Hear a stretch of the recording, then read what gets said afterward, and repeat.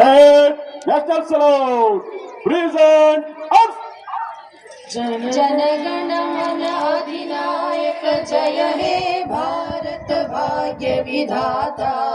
पंजाब सिंध गुजरात मराठा द्राविड उत्कल बंगा विंध्य हिमाचल यमुना गंगा उच्चल जलधि तरंगा। तब शुभ नामे जागे तब शुभाशिष मागे गाहे तव जय गाथा। जनगण मंगलदायक जय हे भारत भाग्य विधाता। जय हे जय हे जय हे जय जय जय जय हे। Red slope up. एक साथ ನಾಡಗೀತೆ ಈಗ ಪ್ರಸ್ತುತ. Red order up.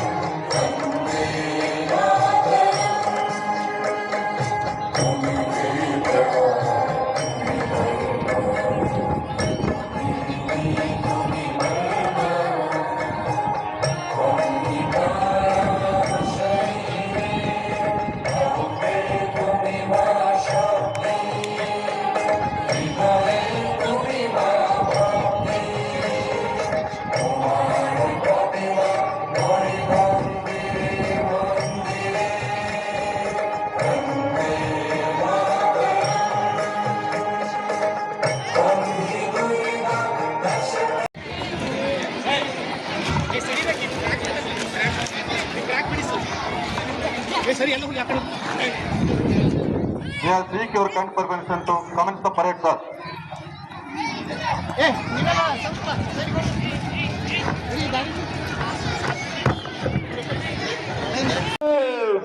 Right up. Bill.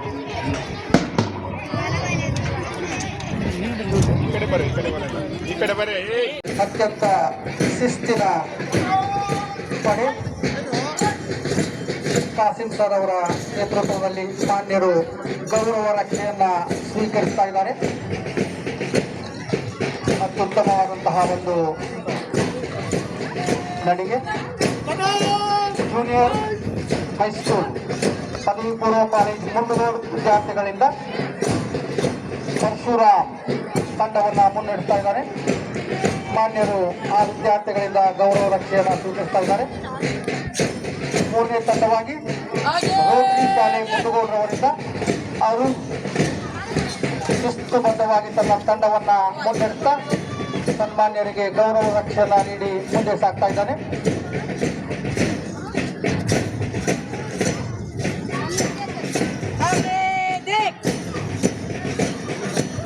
ಅತ್ಯಂತ ಉತ್ಸಾಹದ ಕ್ಷಣಗಳು. ರಾಷ್ಟ್ರಧ್ವಜದ ಅಡಿಯಲ್ಲಿ ಗೌರವ ರಕ್ಷೆಯನ್ನು ನೀಡ್ತಾ ಒಂದು ವಿದ್ಯಾರ್ಥಿಗಳು ಶಿಸ್ತಿನಿಂದ ತೆರಳ್ತಾ ಇದ್ದಾರೆ.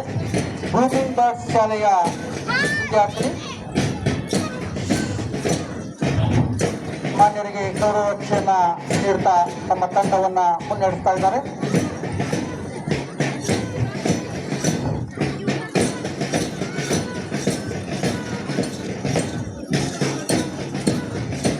ಐದನೆಯ ತಂಡವಾಗಿ ಲೋಟಸ್ ಬಾಲಕಿಯರ ಪ್ರೌಢಶಾಲೆ,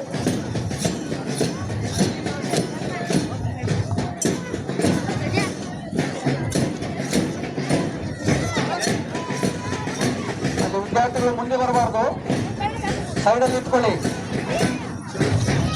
ಸಿಎಂ ಶ್ರೀ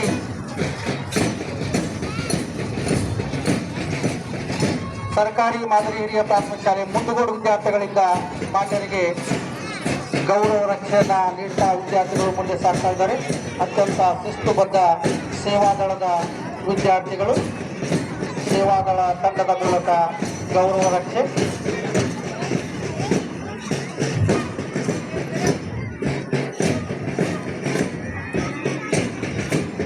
ಮುಂಡಗೋಡದ ಮೌಲಾನಾ ಆಜಾದ್ ಶಾಲೆಯ ರಿಜ್ವಾನ್ ಕಲ್ಗಂಡಿಗೆ ಅವರ ನೇತೃತ್ವದಲ್ಲಿ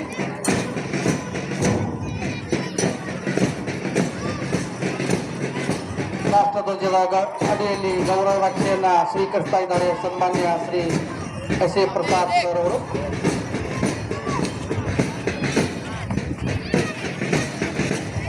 ಎಚ್ಪಿಎಸ್ ಬಸವನಗರ ಶಾಲೆಯ ಪ್ರಜ್ವಲ್ ಪವಾರ್ ತಮ್ಮ ತಂಡವನ್ನ ಗೌರವ ರಕ್ಷೆಯನ್ನ ಸಲ್ಲಿಸುತ್ತಾ ಮುನ್ನಡೆಸ್ತಾ ಇದ್ದಾನೆ.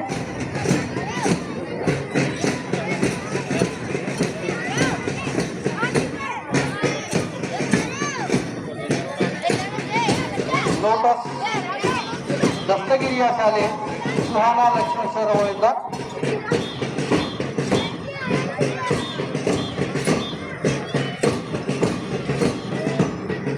ದಸ್ತಗಿರಿಯ ಶಾಲೆ ಶಿಸ್ತುಬದ್ಧವಾಗಿ ಸೇವಾದಳ ಸಮವಸ್ತ್ರದೊಂದಿಗೆ ರಾಷ್ಟ್ರಧ್ವಜದ ಅಡಿಯಲ್ಲಿ ಸನ್ಮಾನ್ಯರಿಗೆ ಗೌರವ ರಕ್ಷೆಯನ್ನ ಸಲ್ಲಿಸ್ತಾ ಮುನ್ನಡೆತಾ ಇದ್ದಾರೆ.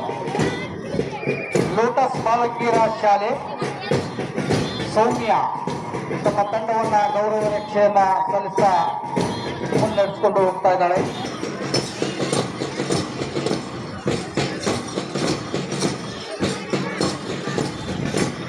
ಶಾಲೆಯ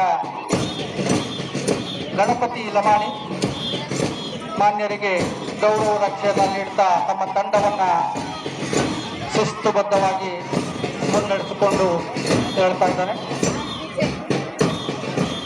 ಸರ್ಕಾರಿ ಪದವಿ ಪೂರ್ವ ಕಾಲೇಜ್ ಮುಂಡಗೋಡು ಗಣೇಶ್ ಲಮಾಣಿಯವರು ಸ್ಕೌಟ್ಸ್ ಗೈಡ್ಸ್ ವಿದ್ಯಾರ್ಥಿಗಳ ತಂಡದೊಂದಿಗೆ ಸ್ಕೌಟ್ಸ್ ಗೈಡ್ಸ್ ತಂಡದ ಒಂದು ಎಲ್ಲರ ಸದಸ್ಯರ ಒಂದು ಗೌರವ ರಕ್ಷೆಯನ್ನು ನೀಡ್ತಾ ಮುನ್ನಡೀತಾ ಇದ್ದಾನೆ. ಅತ್ಯಂತ ಶಿಸ್ತುಬದ್ಧವಾದಂತಹ ಒಂದು ಗೌರವ.